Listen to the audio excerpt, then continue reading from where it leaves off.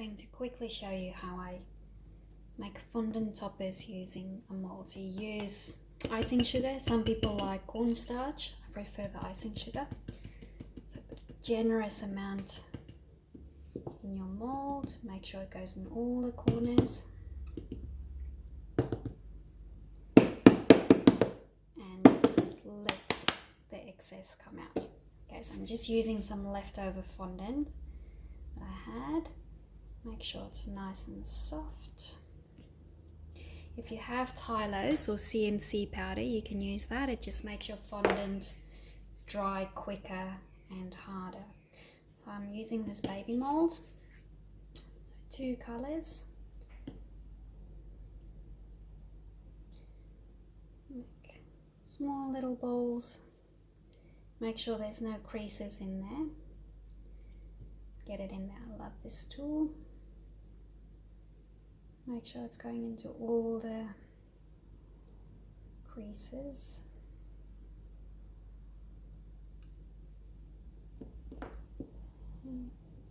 Dropping it in there.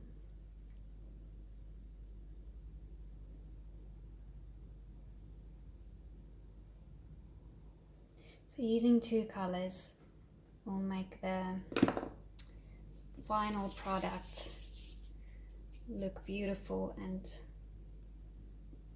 more intricate. So again, rolling some balls, make sure there's no creases on this side. That is going in first. Make sure you press it nice and hard and cut off the excess. I prefer using this because it won't damage the mold instead of using a knife or a blade. Again, no creases in there. Press down nice and firm.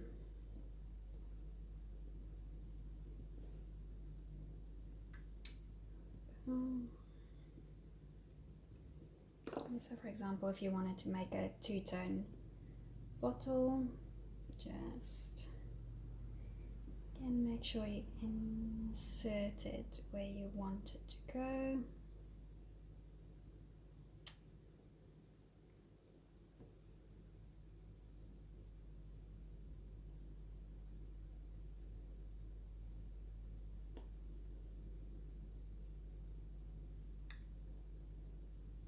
Go. And some grey. No creases.